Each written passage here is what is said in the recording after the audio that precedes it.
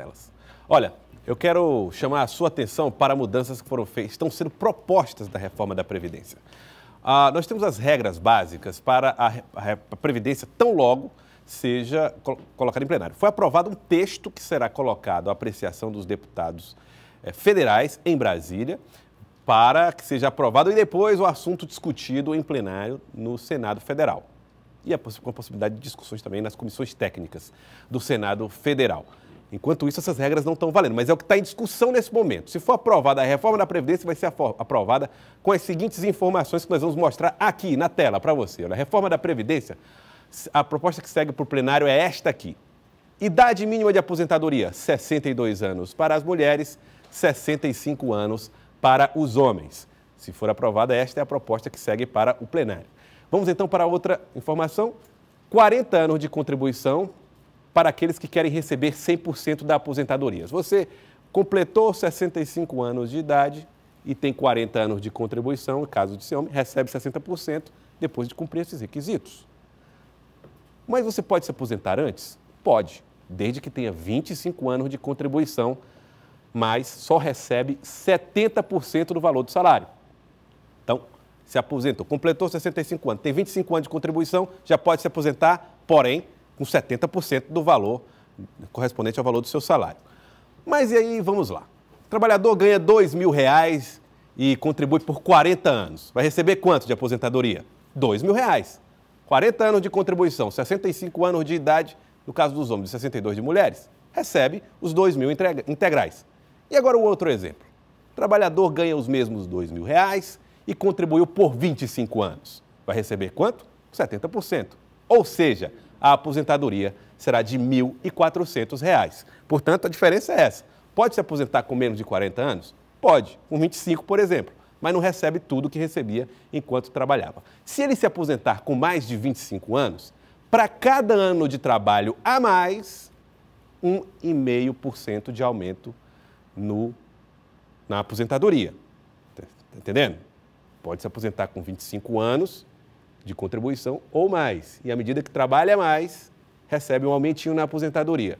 Vamos lá para mais informações aqui para você entender. Então vamos lá. Você se aposenta com 26 anos de contribuição. 25 anos mais um ano. Então, você recebe os R$1.400, que corresponde aos 70% de aposentadoria, mais 1,5% de salário correspondente a um ano a mais que você trabalhou, além dos 25. Aposentadoria, no final, R$1.430 para quem trabalhou 26 anos aqui, no caso do exemplo do trabalhador que recebe R$2.000. Vamos admitir que esse trabalhador que recebe R$2.000 não trabalhou 26, trabalhou 27 anos. Então, ele se aposenta com 70%, R$1.400, mais 3% do salário. Ou seja, a aposentadoria dele seria de R$1.460. Aí você pergunta, mas de onde é que você tirou esses 3%, Joelson? Dos 2 anos trabalhados além dos 25.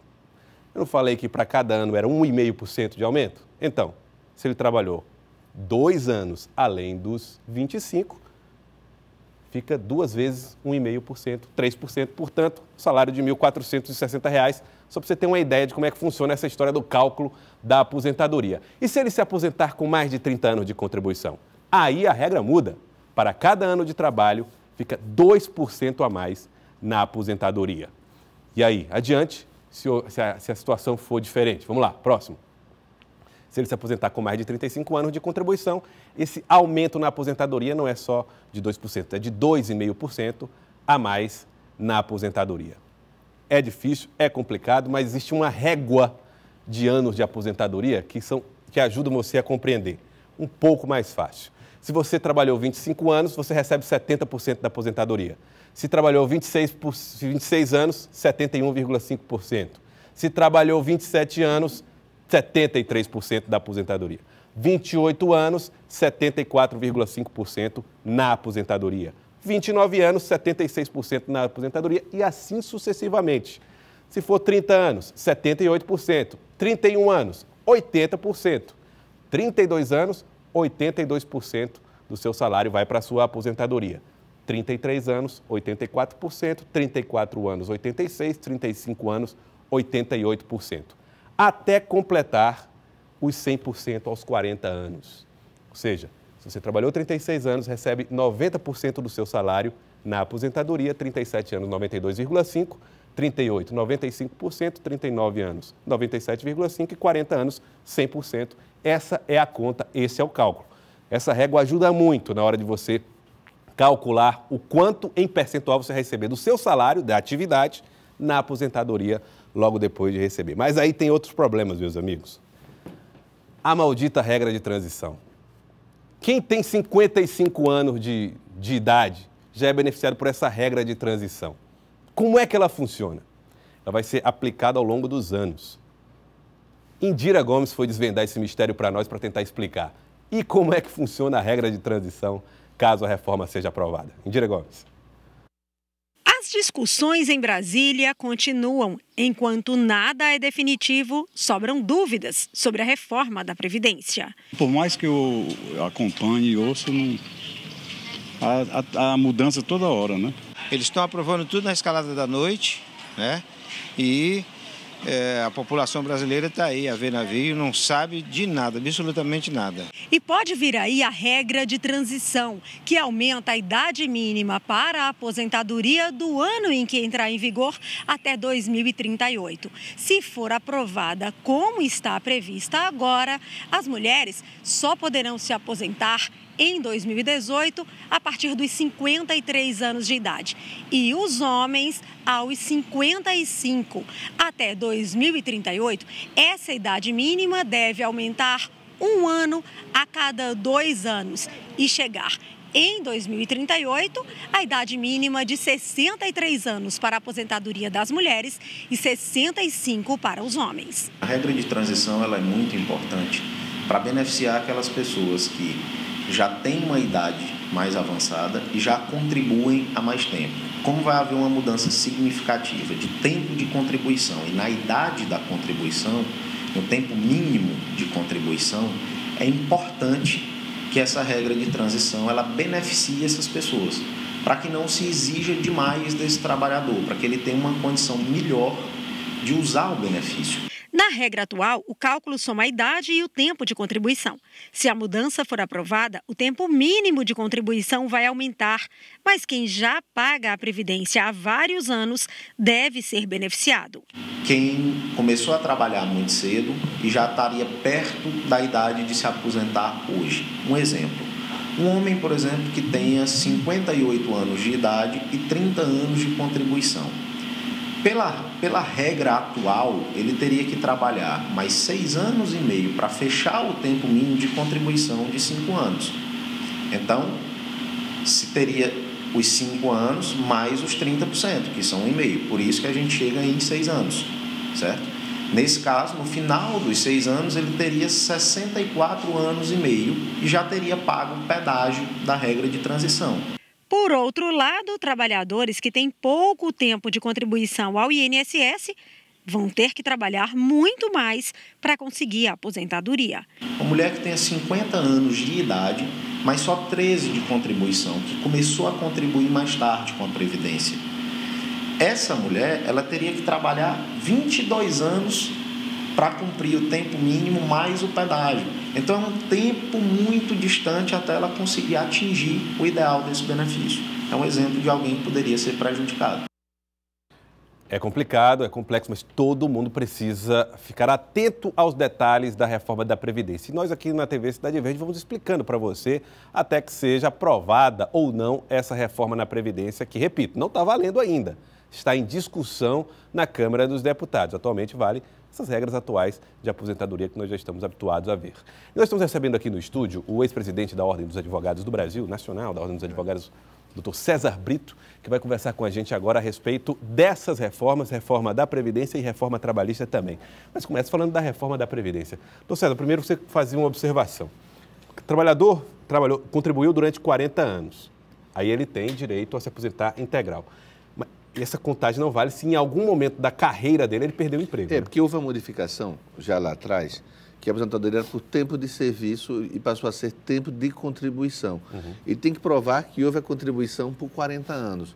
Vamos supor que ele fique desempregado esse tempo que ele está desempregado não vai contar. Se ele ficar 5 anos desempregado, ele vai ter que colocar 45 anos de serviço para ter aposentadoria.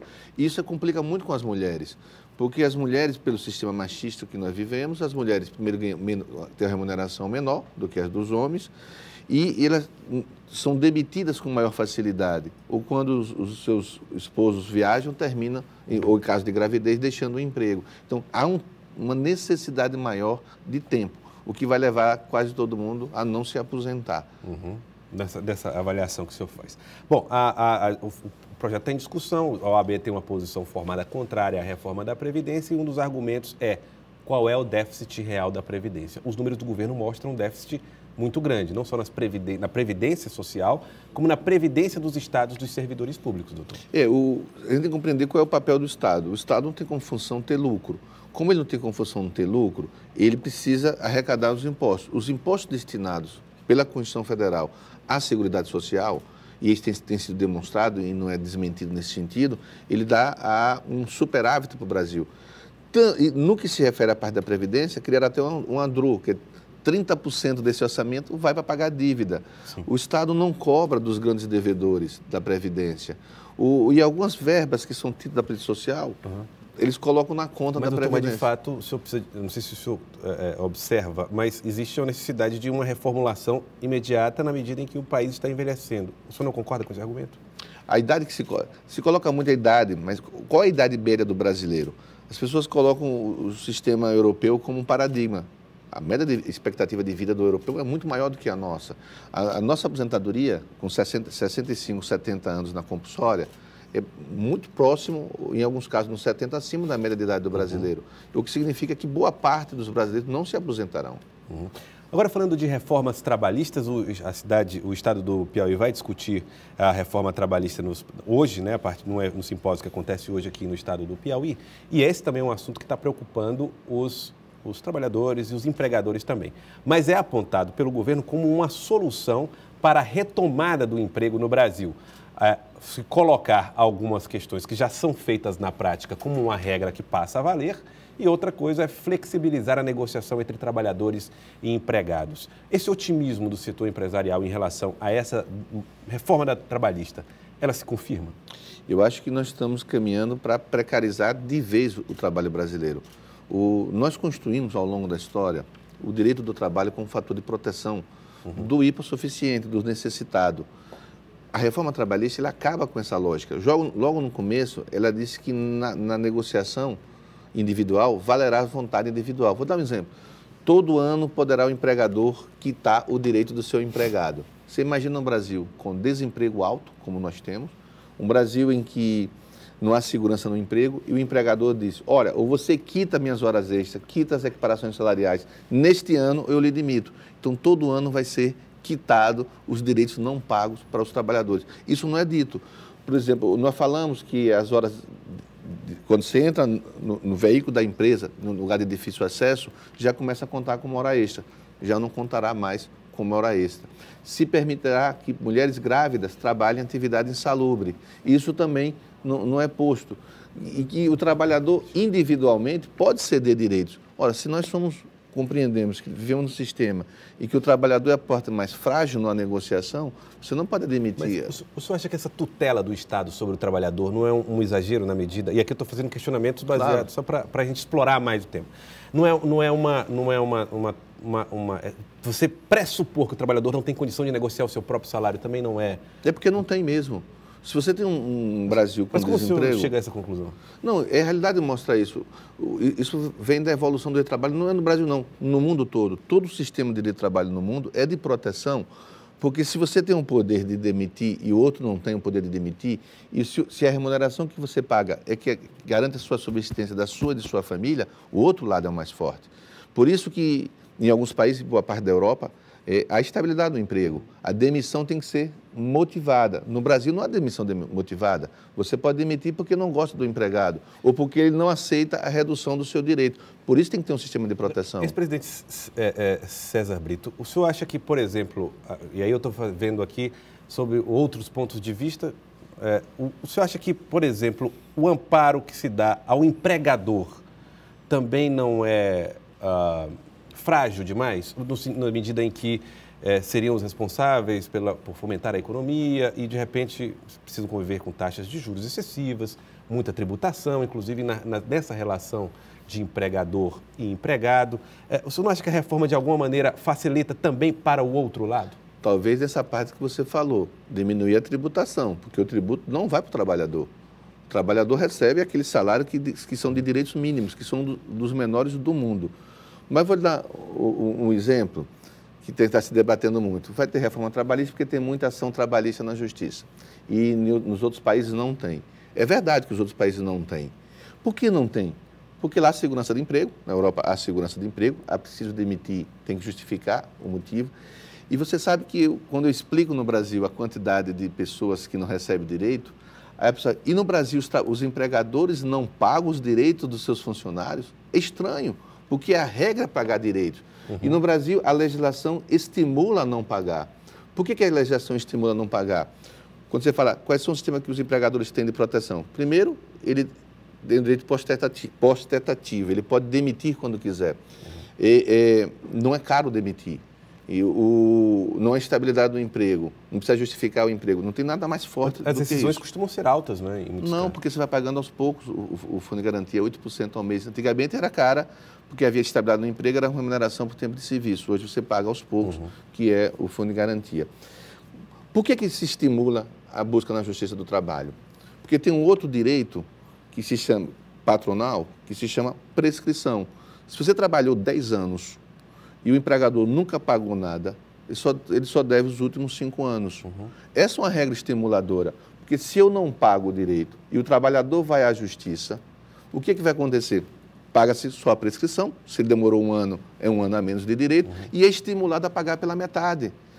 É estimulado num acordo, paga a metade. Então, é vantajoso, no sistema atual, que o empregador não pague seus direitos. E aí vem essa legislação e vai mais grave ainda.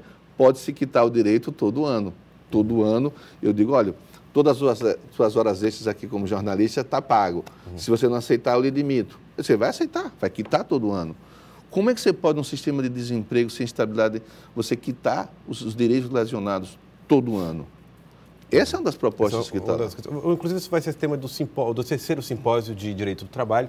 O senhor está, inclusive, participando desse simpósio que acontece hoje e amanhã, né? Eu vou fazer a abertura nesse sentido. Esse é o auditório da Ordem dos Advogados do Brasil. E até discutir que às vezes, na busca de segurança, o empregador também pode, achando que está buscando a segurança, mas está, na verdade, precarizando o direito. E se você não dá segurança para o seu trabalhador, você tem um trabalhador infeliz que não produz a riqueza que deve ser rateada, deve ser para a empresa, para o Brasil. Para o Brasil e para todos. E para todos. Doutor César Brito, foi um prazer recebê-lo aqui, ex-presidente da Ordem dos Advogados do Brasil. César Brito, muito obrigado pela participação conosco aqui no Jornal do Piauí. Obrigado. Brasil. Muito obrigado por ajudar a esclarecer estes e outros assuntos, reformas trabalhistas e reforma da Previdência, minha gente. Precisamos estar atentos a todas essas discussões que estão acontecendo no Congresso Nacional.